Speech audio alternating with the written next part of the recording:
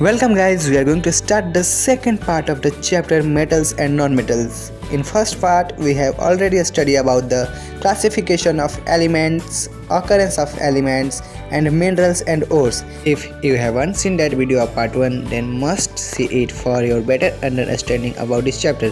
The link has been given in the description box. Let's begin our second part. In this part, we are going to study about the physical properties of metals, non-metals and metalloids. Let's begin. Firstly, we are going to study about the physical properties of metals. Number 1. Physical state means that how metals physically appears to us. So generally metals are found in the solid state, but there is an exception of mercury which is found in the liquid state at the room temperature. हम लोग सबसे पहले metals के physical properties के बारे में पढ़ेंगे। Number 1 physical state मतलब हमें मेटल्स किस रूप में दिखाई देते हैं। तो आमतौर पे हमारे नेचर में जितने भी मेटल्स होते हैं वह सब सॉलिड के फॉर्म में होते हैं, लेकिन हम लोग मरकरी की बात करें तो वह रूम टेम्परेचर में लिक्विड के स्टेट में पाया जाता है, जो कि इस प्रॉपर्टी का एक्सेप्शन भी है। Number 2 high melting and boiling point. It means that all the metals have high melting and high boiling point. Means if we have to melt and boil the metal, then we need a high temperature. But there is an exception of caesium, which has the low melting point of 28.7 degrees Celsius. Number 2 high melting and boiling point मतलब अगर हमें किसी भी metal को melt या boil करना हो तो बहुत ही ज़्यादा टेम्परेचर की ज़रूरत पड़ेगी, लेकिन केसियम की बात करें तो इसका मेल्टिंग पॉइंट बहुत ही कम होता है, जो कि 28.7 डिग्री सेल्सियस होता है, और यह इस प्रॉपर्टी का एक्सेप्शन भी है। Number 3 high density generally metals have high density, but there are also some exceptions, which are sodium and potassium, which have low density. Their density value is less than that of the water. Number 3 high density मतलब जितने भी metals होते हैं उनकी density बहुत ही ज़्यादा होती है, लेकिन जो सोडियम और पोटासियम होता है इनकी डेंसिटी बहुत ही कम होती है।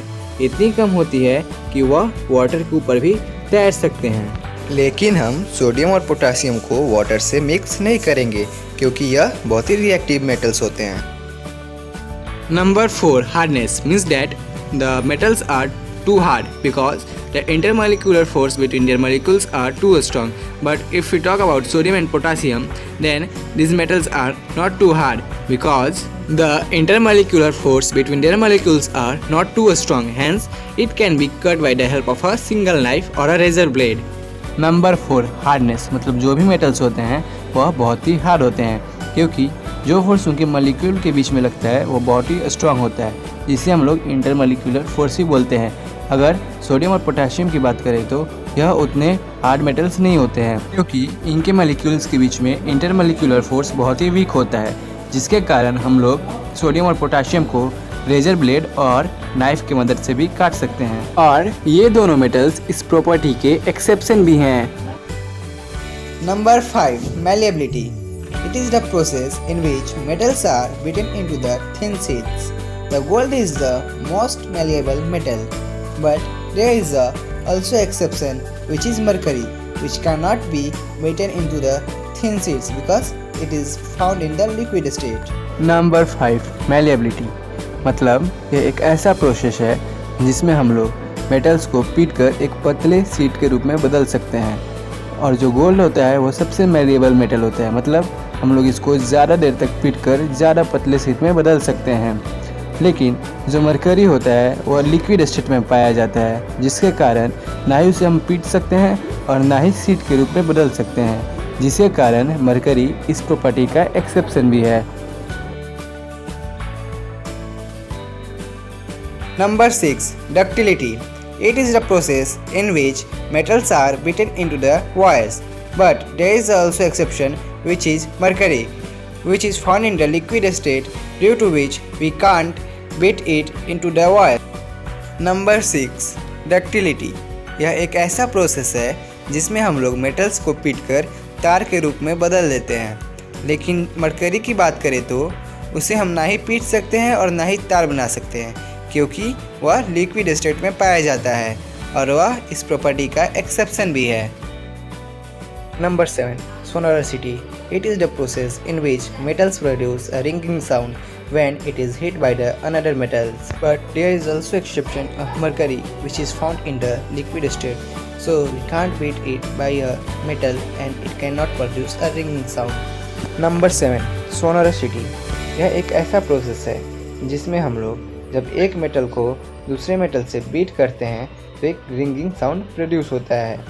लेकिन मरकरी की बात करें तो इसमें ऐसा नहीं होता है, क्योंकि मरकरी लिक्विड स्टेट में पाया जाता है, जिसके कारण ना ही उसे हम बीट कर सकते हैं और ना ही उससे रिंगिंग साउंड प्रोड्यूस हो सकता है, जिसके कारण मरकरी इस प्रॉपर्टी का एक्सेप्शन भी है।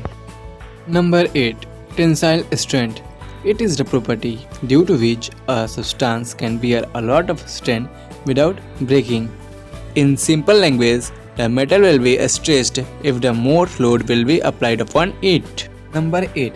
Tensile strength. यह एक ऐसा प्रॉपर्टी है जिसमें मेटल बिना टूटे हुए बहुत सारे तनावों को सह सकता है।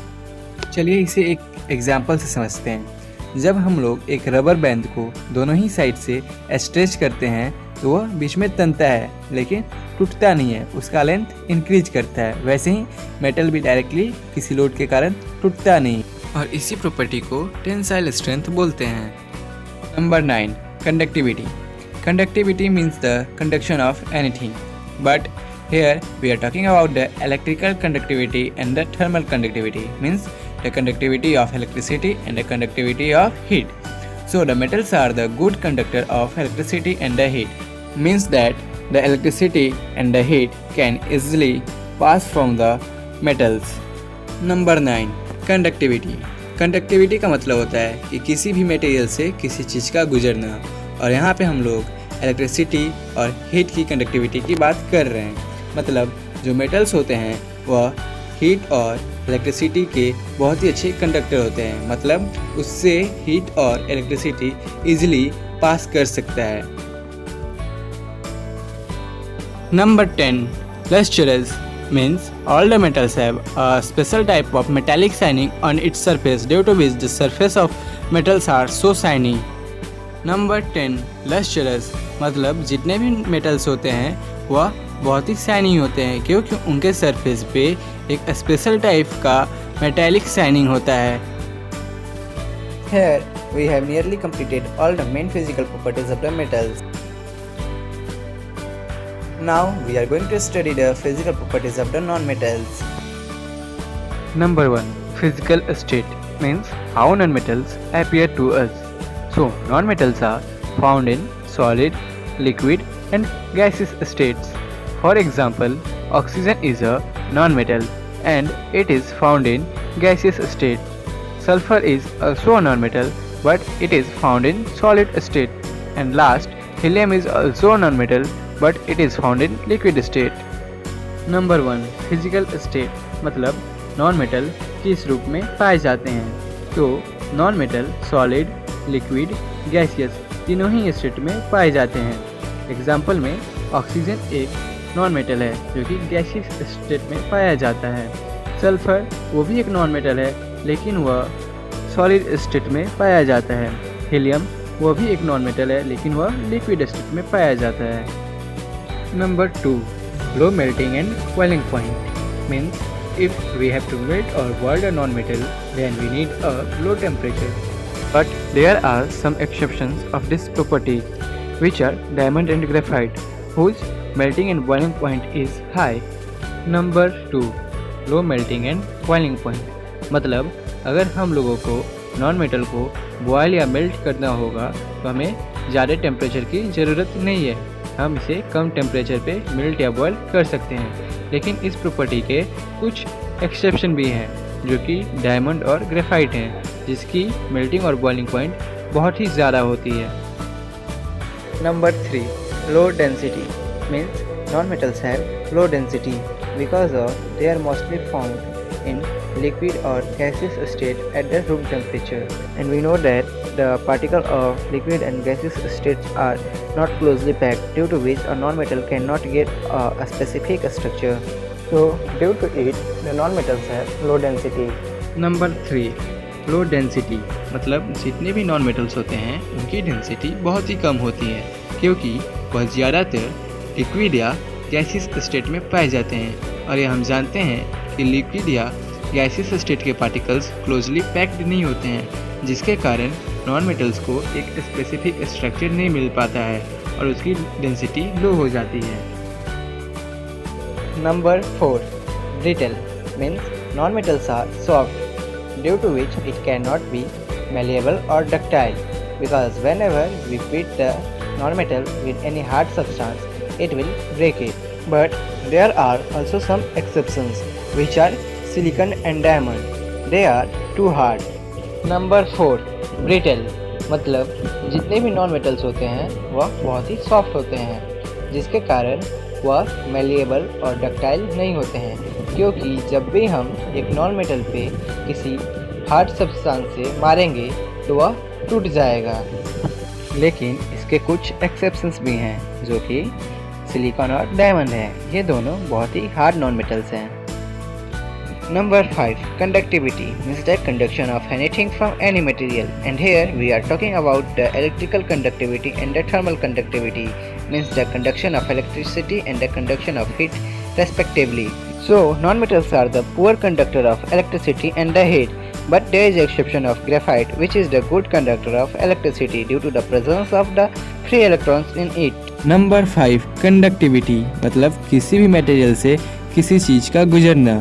और यहाँ पे हम लोग इलेक्ट्रिकल कंडक्टिविटी और थर्मल कंडक्टिविटी की बात कर रहे हैं, मतलब किसी भी मटेरियल से इलेक्ट्रिसिटी का गुजरना या हीट का ट्रांसमिशन होना।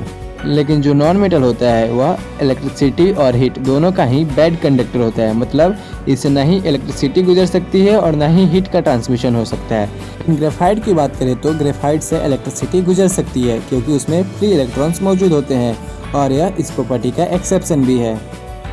Number 6.